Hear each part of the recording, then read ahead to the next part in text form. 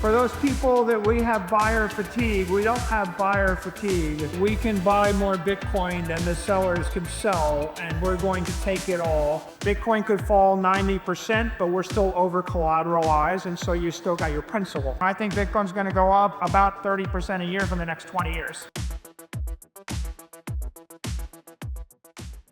My topic today is digital capital, credit, money, and banking. And so let's start with the first topic, digital capital. What is digital capital? Bitcoin is digital capital.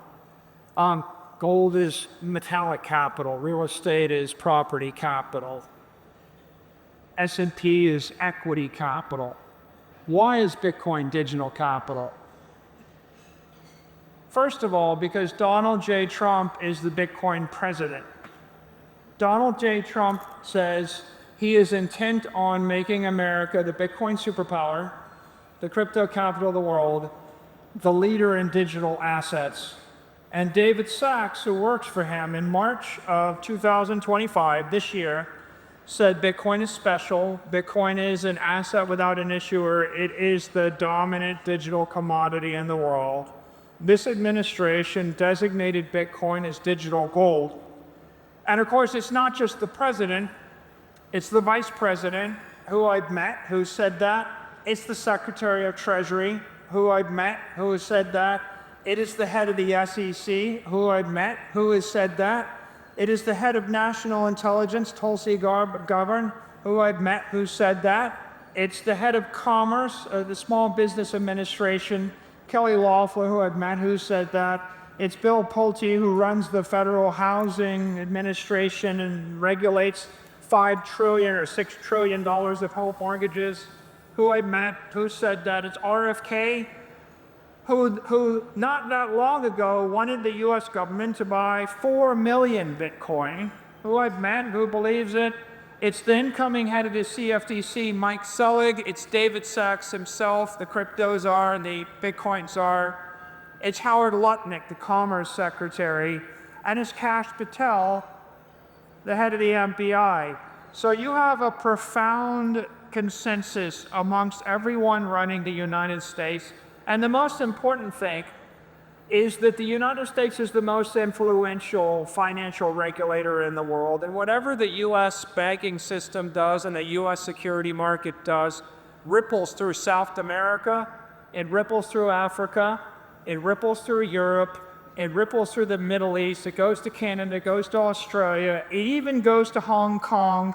Even the Chinese will copy what the US is doing. So it's very, very profound inflection.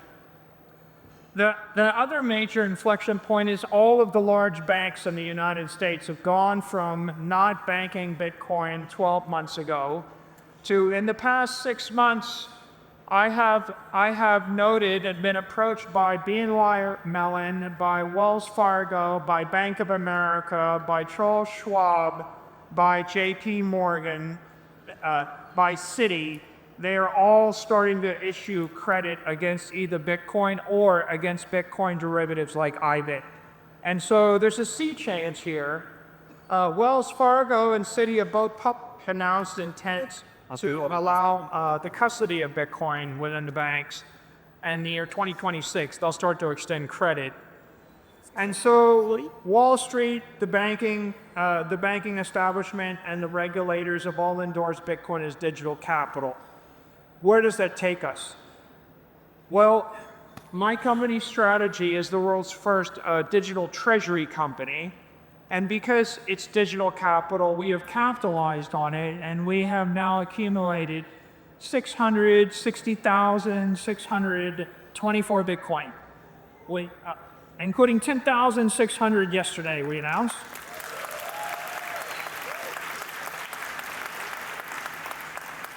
We are acquiring at the range of 500 million to $1 billion a week worth of Bitcoin. We've now at this point acquired not quite $50 billion of Bitcoin, which is worth substantially more. We're not stopping. For those people that we have buyer fatigue, we don't have buyer fatigue. I think that we can buy more Bitcoin than the sellers can sell, and we're going to take it all, and we're going to take it out of circulation. In essence, we're winding up the network, we're powering it up like an engine, it's coiling like a torsion spring of sorts. And what do you do with all that capital? What we decided to do with that capital is to start creating credit, Bitcoin-backed credit, and we've created the world's first digital credit vehicle. In essence, we are going to digitally transform the credit markets by creating a vehicle powered by digital capital. So the company today is paying out about $800 million worth of dividends on our digital credit. We have about 76 years worth of dividends if Bitcoin goes up 0% a year. So I think the Bitcoin reactor has about 76 years of energy. If Bitcoin goes up 1.4% a year, we have infinite energy. We can go forever. So that's really our break-even point. And why do we exist? What is the purpose of our company? We exist to transform capital into credit. So what is capital? Capital is, you have a 5-year-old kid and you give them $1 million block of real estate in the middle of New York City. It's just dirt, it's land, there are no rents. And you say, child, hold that real estate for 30 years and you'll be rich. No cash flows, but you have to wait a long time and it's hard to value the real estate. In our particular case, maybe in 20 years you can finance the real estate. And if you ever want cash flows from it, you have to form a company, get a construction loan, build a building, market the building. You're going to have to rent the building, then you'll get cash flow. That's a lot of work for a 5-year-old kid. Maybe you don't want to do it. So there's another thing you could do for the child. You could give them a piece of paper and a credit instrument that pays them $10,000 a month forever. Right? The picture on the right is credit. I'm just going to give you money every month forever, starting now. Instant gratification. And the picture on the left is capital. I'm not going to give you any money for the next 30 years, but if you've got the patience and you can stand the risk and hold your breath, you'll have even more money. So Bitcoin is digital capital. It's volatile. It's going up. How do you create digital credit? The world is built on capital. All of the blocks of granite underlying Manhattan are the capital. The world is built on capital. The world will be built on Bitcoin, but the world runs on credit. You need money now to eat, to pay the bills, to pay the rent, to pay for your tuition, to get on an airplane, to live your life. And of course, the criticism of a lot of uninformed skeptics is, well, Bitcoin's not an investable asset class because it doesn't have cash flows, and we don't know how to value it. And they don't believe something's valuable unless it has cash flows. So a treasury company that's capitalized on Bitcoin can create that cash flows. And so we're creating the credit in order to make this an investable asset class. And what our company does is we convert the digital capital to digital credit. We create the currency. So if you have BTC, we convert it to USD. Or we convert it from BTC to Euro. We could, in theory, convert it from BTC to JPY or Great British Pounds. We convert the currency. We strip the risk by over-collateralizing the credit instrument 5-to-1 or 10-to-1. Bitcoin could fall 90%, but we're still over-collateralized, and so you still got your principal. That's the credit proposition. If Bitcoin falls 90% and you have the capital, you've lost 90% of your money. That's the capital proposition. Strip the risk, strip the volatility. Convert a 45-ball asset to 20-ball or 10-ball or 5-ball. And then extract the yield. Pay you 10% dividend yield forever. Now, Bitcoin's going up 45% for the past 5 years. So in essence, if you, and I believe, and I've said this to many a time, I think Bitcoin's going to go up about 30% a year for the next 20 years. So if you have a long time horizon, you shouldn't take the 10%. You should take the 30%. But you have to have the stomach for the volatility. And most people don't want 30% with 30 vol. They want 10% with 10 vol or less vol. So we distill the yield, and then the last thing we do is we compress the duration. Your 5-year-old has to wait 30 years to get rich. That's difficult. Your 5-year-old gets money now forever. That's instant gratification. We're converting 120 months or 240 months of duration. A 30-year bond has 240 months of duration if you're an interest investor. We're stripping it down to 1 month.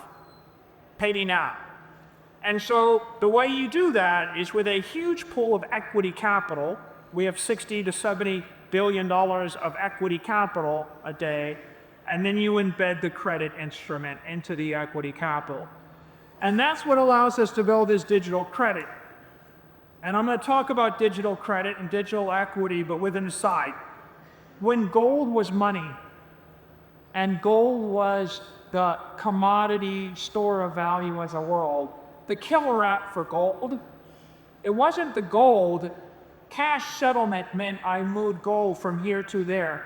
The killer app of gold was credit. The Rothschilds created gold-backed credit. The banks created credit. All currency was credit. All sovereign debt was credit. All corporate debt was gold-backed credit. All consumer debt was gold-backed credit. All mortgages were gold-backed credit. It used to be the world for hundreds of years ran on gold-backed credit. If we have digital gold, it's very logical that the world's going to run on digital gold-backed credit, or digital credit, if you will. And how do we get it? Well, if we've got an asset that outperforms the S&P index, we just strip off the amount of yield you won, and then the excess yield goes to the common stock shareholders. So the first digital credit instrument we created was STRK.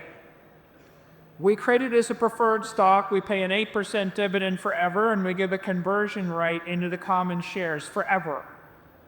100-year call option, 100-year bond. We took it public, and we put a shelf registration on it. So the innovations were preferred stock as credit, a public instrument, a happy name, strike.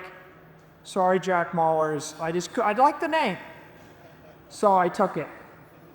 But you could still have it, STRK. And then we also backed it with digital capital, Bitcoin. And because it's perpetual, we could sell the instrument in the market any given day. So it's like taking the best ideas from an ETF and adding them for the best idea of a bond, the best idea of a common equity, and then putting digital behind it. And then after we did that, we thought, why don't we create a perpetual bond that pays 10% dividend yield forever? And we did that with Strife, STRF. You would never pay 10% in a bond to build a house or to build a data center, because it's not going to last 100 years. How do you actually pay someone for 100 years? You have to have a use of proceeds that will last 100 years. So we borrow the money forever, and then we invest the money in Bitcoin forever. We're basically funding we're investing in the digital asset economy forever with money we borrowed forever. We're matching the duration. Because that's a senior instrument, it traded way above par, and the effective yield is 9%. And the idea is that's 9%, an investment grade bond is 4%. We had to pay a higher rate because we never intended to pay the money back, right? We're not giving you the money back in 5 years, we're giving you the money back in 5 million years. An investor would say, pay me more. And first we thought that was a bug. Oh, we have to pay more. And then we realized that's a feature, because I would rather pay 10% forever than 5% for 5 years. Do the math in your head, and if you got to repay the principal in 5 years, that's 20% a year plus 5, that's 25%. financing versus 10. So if we'd rather pay 10%, who would rather collect 10%? The credit investor. So we created the best credit. The credit became the product that's traded up. And after we did it, we thought, how can we pay people more? Because Bitcoin is going up more than 9% a year. Bitcoin's going up 29% a year. So how do you actually create a perpetual swap and pay somebody more than that forever without credit? And the way you do it is you do it with a non-cumulative junior preferred stock. We created the same version of the stock of Strife, but we stripped away the cumulative right and the governance provision, and it trades below par at 80. And that means that the effective yield is 12.5%. So there's a 3.5% credit spread between the senior instrument and the junior one. And what that means is, if you don't trust anybody in the world, you buy Bitcoin and you collect 30%. If you trust the company and you trust Bitcoin, but you don't want, if you have a short time horizon, you want cash flows, you would buy STRD and you would collect 12%, the first 12% of Bitcoin return forever. And everything above 12.5% goes to the common equity, to MSTR shareholders. And then if you semi-trust the company, if you kind of think Bitcoin's good and the company's good, but I want to make sure that it's very painful for them to ever skip a dividend, you buy STRF. The price to semi-trust us is you get 3.5% less yield. The value to trust us is 3.5%, and the value you get paid if you have a long time horizon. If you're willing to wait 10 years and take nothing for 10 years, you get paid 30%. And so that's three interesting things.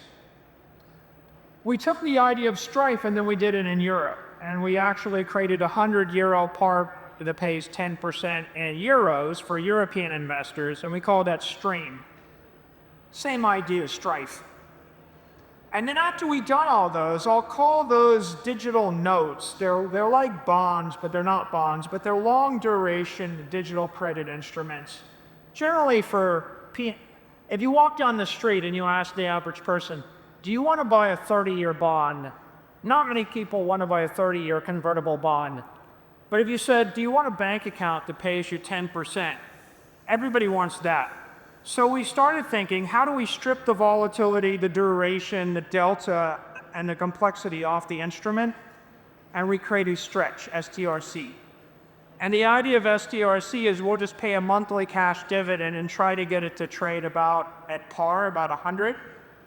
So if Strife is a 20-year bond, Stretch is a 1-month T-bill, a 1-month Bitcoin bond.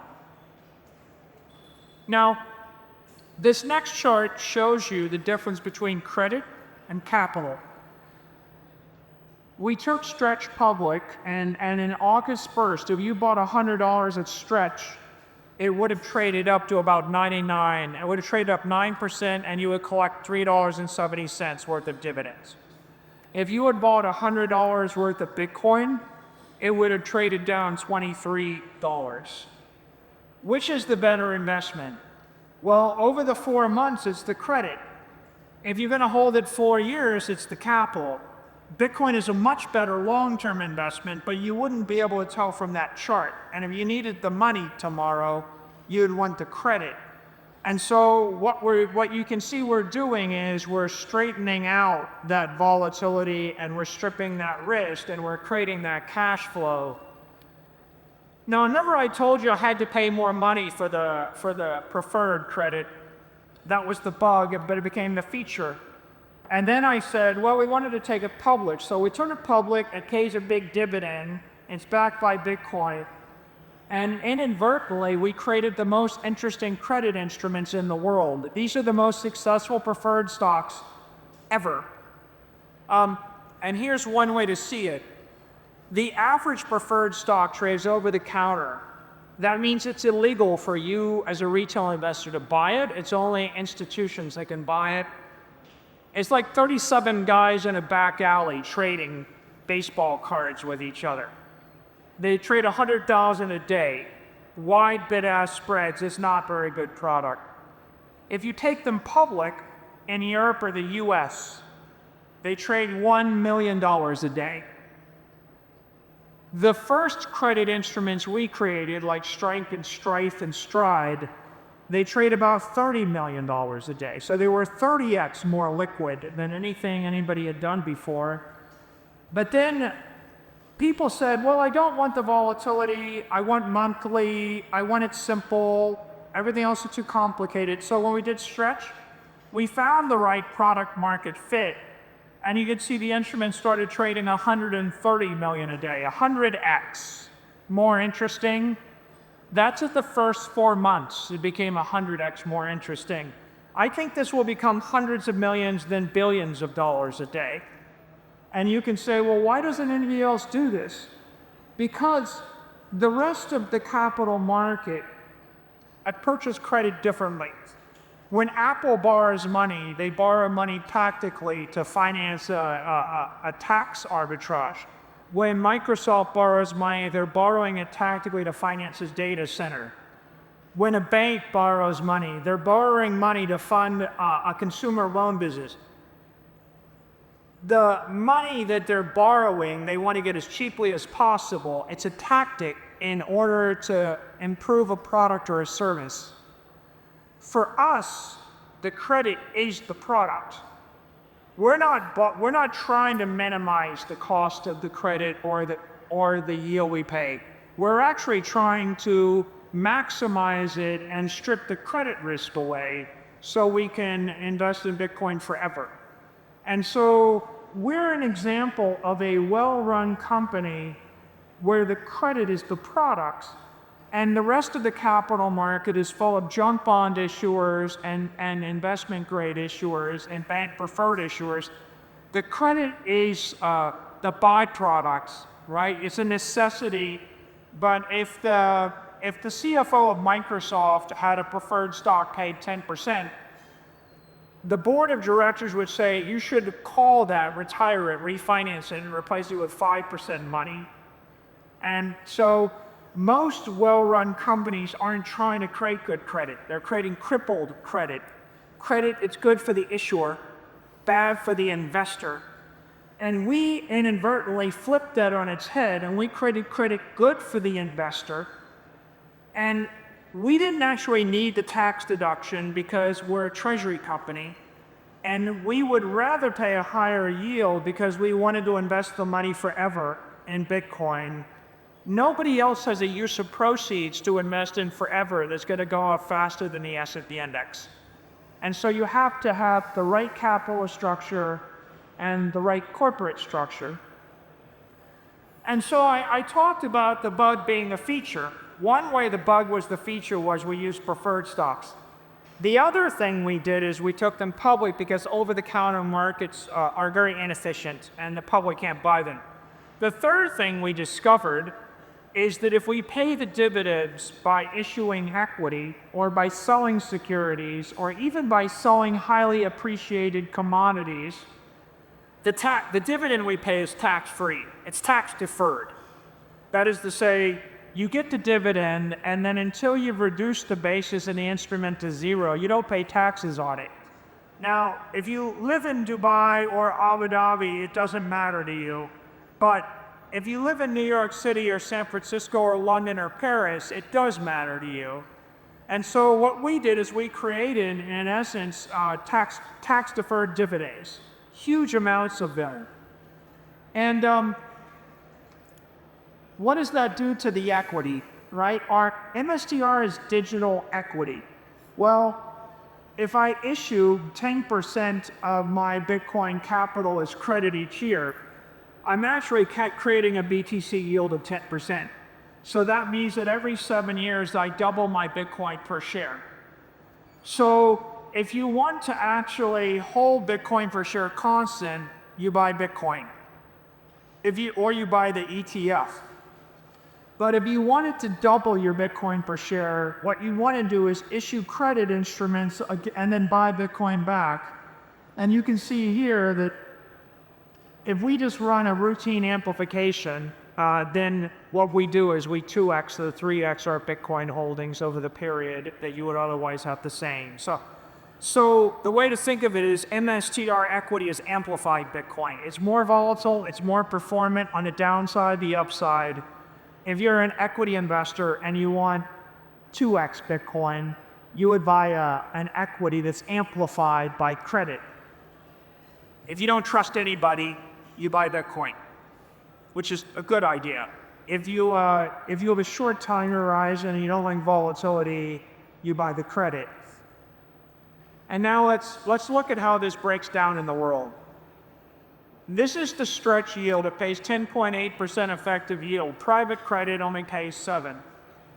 Junk bonds pay 6. Money markets pay 4. Municipal bonds pay less. The bank doesn't want to give you much of anything.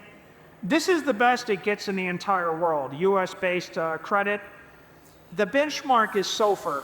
SOFR is going to fall. When SOFR falls from 400 basis points to 3, mortgage credit, corporate credit, and junk credit is all going to be drawn south by 100 basis points. So digital credit's already 2 to 4 times better. If you're a retail investor or corporation and you pay taxes, the fact that you can defer the tax, New York tax, city tax, federal tax, means that buying STRC, buying digital credit, is like a bank paying you 22% interest on your bank deposits. You see, it's off the chart. It's 4 times or 5 times better than buying a conventional money market. In fact, all digital credit is better than all conventional credit. Why? Because the collateral is appreciating and it's digital, and conventional credit is built on depreciating, collapsing collateral, whether it's a data center or a product or a warehouse. And it's all indexed to the risk-free rate, which is repressed by most central bankers. In Japan, it's 50 basis points. All the credit is tied to 50 basis points. And so digital credit is free market rates. And if you're a taxed investor, the tax advantage of digital credit is, again, do you want 1.5% in Europe or do you want 20%? Our objective is really to build out that entire free market yield curve around the world, right? Why can't you get paid 10% in any currency, everywhere? And you can see all these currencies, right? You're getting 0 in Switzerland. So the opportunity for treasury companies, ours and other treasury companies, and the reason we need Bitcoin treasury companies in Switzerland and in Japan and in France and in Great Britain, is because we need companies to accumulate pools of capital and issue credit that meets regulatory requirements, that integrates into the banking system, that absorbs the currency risk, that fixes this yield curve, fixes this savings problem. So if you don't know what you want, you probably want treasury credit. I joke, it takes 100 hours for people to understand Bitcoin. So you go and you orange pill someone and you say, here's Bitcoin, and let me tell you about money, and let me tell you why it's not currency, and why it's a store of value, and why the utility it doesn't matter, and why we're going to use it. And after 100 hours, you decide it's a volatile asset that's better than the S&P, and if you don't need the money for 4 years, you should buy it. But that's a very, very difficult educational process. This is another educational process. This is a 15-second ad. What it says is, if you like money and you're not getting paid by your bank, you can get paid 10 or 11%, 10% by buying digital credit. Okay? Short and sweet. I don't need to explain Austrian economics to you. Like, you use electricity, and probably not many people know how a nuclear reactor works. You don't care. All you know is you want free electricity. And you use the iPhone, but not 1 in 10,000 electrical engineers understands the way the codecs work and the chips work, in wireless handsets. Doesn't matter. Creating a great consumer product is the way to deliver technology to the world. Digital capital is appreciated by those after 100 hours. It's loved by people after 1,000 hours. But what's the equivalent of the automobile? What is the mass consumer product? Well, here's digital credit, but I'm not going to stop there, because what I'm going to say is this is a journey of discovery. First, I discovered digital capital. Then I discovered long duration digital credit. Then we discovered short duration digital credit like Stretch. And now we realize that we can create digital money. And what is digital money? Well, digital money is when we start to plug the credit into the traditional finance economy. What we think is that digital credit is going to power insurance and pensions and long duration liabilities. But we think digital bills, Stretch is like a digital T-bill, a digital short duration instrument. We think it's going to power money. And let me show you what money looks like. If you take digital credit, take Stretch, and you create a fund which is 80% Stretch, 20% currency equivalents, then you've got a digital money fund that can be buffered against instant liquidations. If people want to redeem 20% of the fund, you sell the currencies instantly without actually putting pressure on the underlying digital credit instrument. The blended rate of that, it wouldn't be 10%, it might be 9%. Now if you want to strip all the volatility off it, the volatility of Stretch might be 5%, it might be 10%. What if I wanted it to be 0%?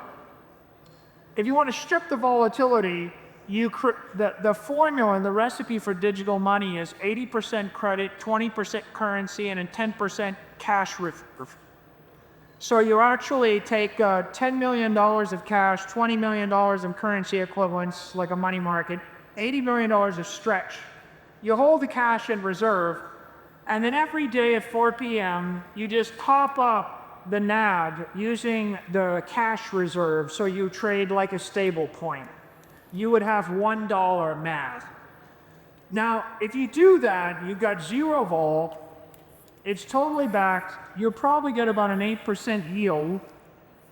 Your Sharpe ratio, 8% minus 4% divided by infinity. Divided by 0. It goes to infinity. The Sharpe ratio goes to infinity because the vol goes to 0. And now think about this for a second. What could I do with digital money? I could create a digital money coin. I can create what looks like a stable coin, a $1 stable coin, stable to 6 significant digits, that pays you 8% yield, tax deferred. Tax deferred 8% yield, 12, 16% tax equivalent yield, powered by Bitcoin. Right? Digital capital creates digital credit, creates digital money, put in a stable coin. Instead of a stable coin that pays you nothing, or a stable coin that pays you 4% taxable, why not a coin that pays you 8% or more? So you can actually put it in the crypto economy if you want. And we wouldn't do it, but our partners would. So we would actually let a crypto company create that money coin powered by STRC, and then they could do it. The other thing you can do is create a digital money fund. Basically an ETF, a private fund or a public fund that pays you 8% with a stable NAV of 1, 0 volatility. Vanguard could do it, BlackRock could do it, anybody that creates a private fund, a public fund could do it. You can take it public, it could trade on any stock exchange. And anybody can trade in and out of it. And then the last idea, why not put it into a bank or a crypto exchange? I'll give you a digital money account. And I just put my money in the account and I get 8% daily dividends, tax deferred, no volatility from my bank. So now you see, we can't create digital capital. Satoshi did that, you do that. The Bitcoin community creates the capital. The treasury company creates digital credit. We're the middle, you know? And then the bank or the crypto exchange or the money manager creates the fund, the coin, the account. And now I want to end with, this is my pitch to you. If you have a country, if you run a nation, are you interested in making your nation the digital banking capital of the world, if you'd like to be the Switzerland of the 21st century, then these are the three ideas, the big, the bigger, and the biggest. The big idea is you take your sovereign wealth fund and you invest in digital capital, Bitcoin, buy as much as you can, digital credit with your credit portfolio because it pays 2 to 4 times the other credit you hold, digital equity if you want to buy treasury companies because the treasury companies will create the credit. That's the first idea. It's a simple idea. Digital capital is growing 30% a year. Digital credit's going to pay double your corporate bond or your jump bond rates. Digital equity is going to outperform Bitcoin if Bitcoin goes up 10% a year. Now here's the bigger idea. You have a bank, have the bank custody Bitcoin, custody crypto, extend credit on it, create digital credit. If you allow a regulated bank in a country to take Bitcoin deposits, you have $2 trillion worth of Bitcoin that's not banked. People start wiring you $50 billion or $100 billion of Bitcoin. They create billions of dollars of credit. It pours into your economy. You can build all the derivatives, the notes on top of it. This is a $2 trillion idea, not a $200 billion idea. And then here's the biggest idea. Create digital money. I take a bank. The bank gives you a digital money account. You just put $1 billion in the digital money account and you collect 8%, no volatility, from a regulated bank. There's $200 trillion worth of money out there. The money from Australia, Singapore, Hong Kong, China, Europe, Canada, the US, all of Africa, all of South America, all of Russia, all of Ukraine, everywhere on Earth, it's all going to come to you, wherever you are. What is the perfect product? I used to think it was the iPhone, but you have to be awake and you have to be able to see and hold things in your hand to use an iPhone. But you could be in a coma. You could be a 3-year-old asleep. You could be an unborn child. You could be a person yet to be born 10 years from now. You're going to want an account that pays you 10% or pays you 400 basis points more than the risk-free rate in the currency of your choice. Basically, when I pay you anything more than the risk-free rate, I'm giving you money, free money. And there's a word in the English language for universal utility appreciated by everyone, everywhere, that buys anything. And the word is money. So you create digital money. The first bank to do it, you won't draw a little bit of Bitcoin. You will actually pull billions and then tens of billions and hundreds of billions and trillions of dollars of capital from people that don't understand Bitcoin. I don't got to understand nuclear reactors to know that electricity is free in the country. If you give people free money, give them money that's better than every other bank on earth, all of the capital in the world will flow into that country, that bank. And I think right now, UAE is a leader in digital assets. Obviously, they're enthusiastic. I think the USA is committed. I just showed you that Donald Trump wants the US to be the leader. Everybody else is following. The question is, who is going to lead the way?